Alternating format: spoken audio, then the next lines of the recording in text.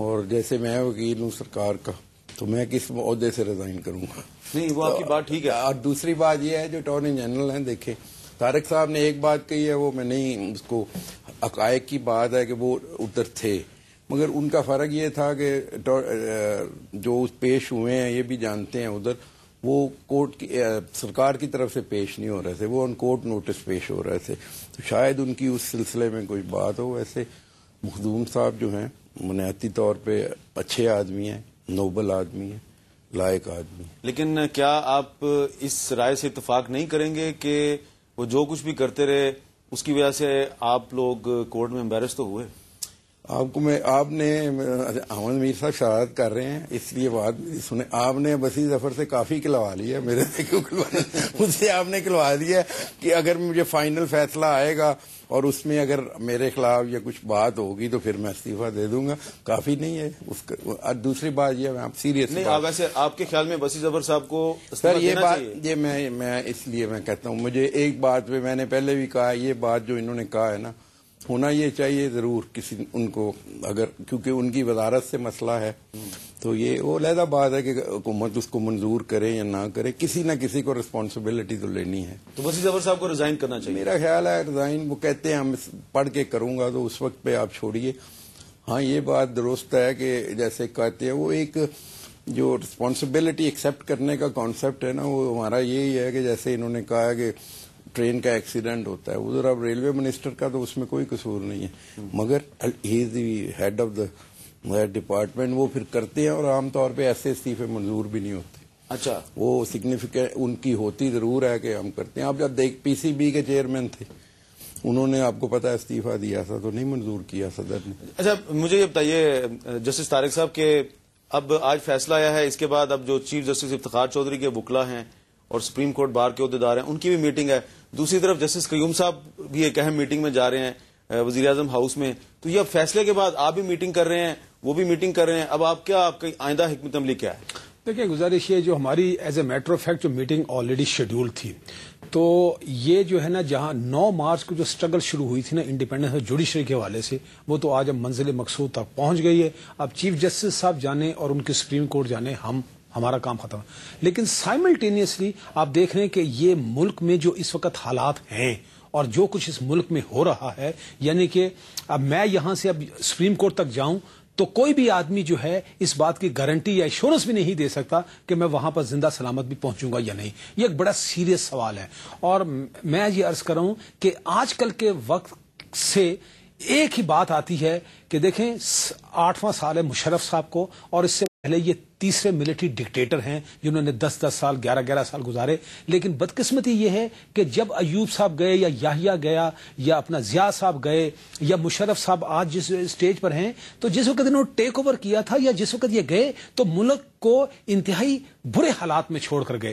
تو ہم یہ سمجھتے ہیں کہ اس ملک کے تمام مسائل کا حل جو ہے صرف اور صرف جمہوریت ہے، اور وہ جو ہے سول رول کے حوالے سے ہماری ایک میٹنگ ابھی ہو رہی تھی، تو وہ ہم نے ایک سٹینڈ لینا ہے کہ اس ملک میں سول رول ہو جس میں ایجنسیز کا یا فوج کا کوئی کردار نہیں ہونا چاہیے، اور ہمیں اس سسٹم کو چلنے دینا چاہیے. یہ نہیں ہوگا کہ آج ڈیموکریسی آئے گی تو 6 مہینے بعد سب کچھ مل جائے گا. یہ ایک پروسیس ہے. اگر فوج نے 60 سال حکومت کی اور تباہی اور بربادی کے علاوہ کچھ نہیں ملا تو کم سے کم ہم کو یہ ایک پروسیس کو چلنے دینا چاہیے، اور انشاءاللہ الٹیمیٹلی اس ملک کے تمام مسائل کا حل جمہوریت اور صرف جمہوریت ہے. اس میں ٹائم ضرور لگے گا اور ہمارے پاس کوئی راستہ نہیں اس ملک کو متحد رکھنے کا. جسٹس قیوم صاحب کو آپ کی کسی بھی بات سے اختلاف نہیں ہوگا؟ مجھے 1-2 اختلاف ضرور ہیں. اچھا، وہ یہ ہے، اور یہ میں بات بڑی سیریسلی کر رہا ہوں.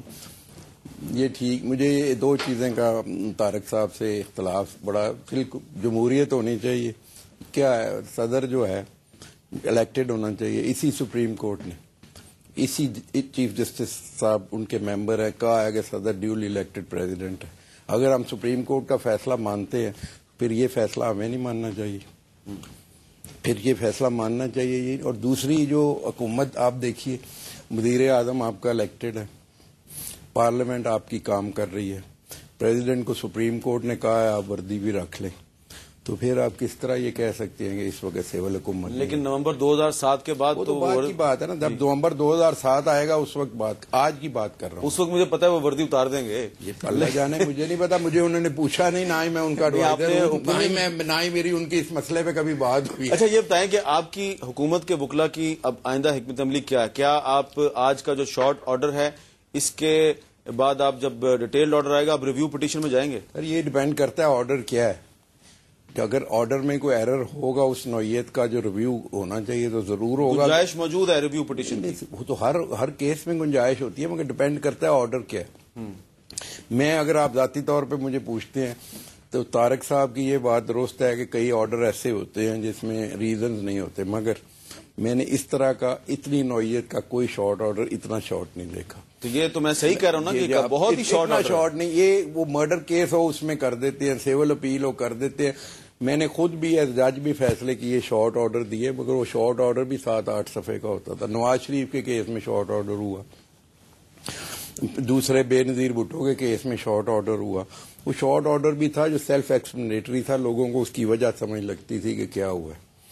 ٹھیک ہے، سپریم کورٹ کے لیے اس میں کوئی لیگیلٹی بھی نہیں ہے، ارریگولیرٹی بھی نہیں ہے، یہ ان کی بات درست ہے. سپریم کورٹ پہ یہ ایک پابندی نہیں ہے، کہ سپریم کورٹ تو وہ عدالت ہے جو بغیر لکھے بھی. آپ کے خیال میں کیس کی نوعیت ایسی تھی کہ کچھ ریزنز دینی چاہیے؟ اب دیکھیے، اب مجھ سے جیسے آپ یہی سوال پوچھ رہے ہیں کہ آپ ریویو کریں گے، اب میرے پاس ریزن بھی نہیں ہے، میں آپ کو کیسے بتاؤں گا میں کروں گا. اس لیے یہ بات سپریم کورٹ کو اختیار ہے، ان کو تو ایسی عدالت ہے اور ہائی کورٹ بھی، جس میں ضروری نہیں ہے کہ لکھا ہوا فیصلہ ہی سنائیں، وہ زبانی بھی سنا سکتے ہیں اور اس کی بھی اتنی قابل پابندی ہے. تو اس لیے یہ ان یوزل اور ارریگولر یا انلیگل نہیں، ان یوزل ضرور ہے in the context of the overall cases. آج اگر میرے پاس ریزنز ہوتے میں آپ کی دونوں باتوں کا جواب دیتا. ایک یہ کہ آیا کسی کو ریزائن کرنا چاہیے یا نہیں، اور دوسرا یہ کہ آیا ریویو ہونا چاہیے یا نہیں. ابھی میں بھی بالکل نہیں ہے، مگر یہ جو صدر صاحب نے کہا ہے اور ہمیں بھی کہا ہے اور گورنمنٹ کا موقف رہا ہے، فیصلہ جو بھی آئے یہ تو 2 مہینے پہلے بھی ہم نے ادھر کہا تھا، ٹھیک ہے، supreme court has the right to interpret the constitution and law, اور ہمیں ماننا چاہیے بات. آپ گفتگو سن رہے ہیں حکومت کے وکیل جسٹس افتخار محمد چودھری کے وکیل. نہ صرف دونوں وکیل ہیں بلکہ ہائی کورٹ کے سابق جج ہیں اور دونوں ہی سپریم کورٹ بار ایسوسی ایشن کے سابق صدور بھی ہیں. دونوں اپنی اپنی جگہ پر پاکستان میں آئین اور قانون کے حوالے سے ایک مقام رکھتے ہیں. بہت سے اہم سوالات ابھی.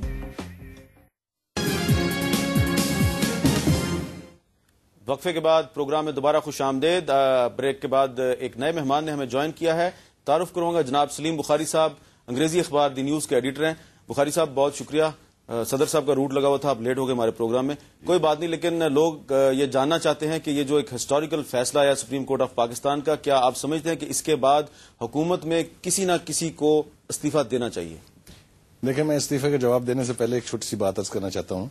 وہ یہ کہ آج پاکستان کی تاریخ میں history has been re return.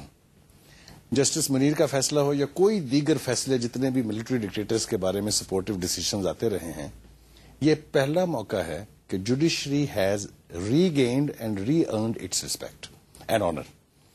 اور یہی وجہ ہے کہ میرا اسٹرانگیسٹ آرگومنٹ یہ ہے کہ اس وقت حکومت کو، پریزیڈنٹ صاحب کو، پرائم منسٹر کو اور ان کے تمام ساتھیوں کو گریسفلی یہ ڈیسیشن ایکسپٹ کرنا چاہیے اور اوپنلی ان ایمبیگوس ٹرم میں کہنا چاہیے کہ یہ فیصلہ جو ہے یہ ہم نہ صرف ایکسپٹ کرتے ہیں بلکہ ہم اس فیصلے کی فردر امپلیمنٹیشن، جو اس کی باقی کی کلوزز ابھی ڈیٹیل ججمنٹ میں آئیں گی، اس کو آنر کریں گے. خیال سے جس گریس کا مظاہرہ ایک چھوٹی سی مثال ہے منیر ملک صاحب کا، کہ انہیں آپ لوگوں نے لائیو لینے کی جیو پر اور دوسرے چینل میں کوشش کی. اس نے کہا میں اب صرف سپریم کورٹ بار کا پریزیڈنٹ ہوں، I am no longer even the lawyer of chief justice.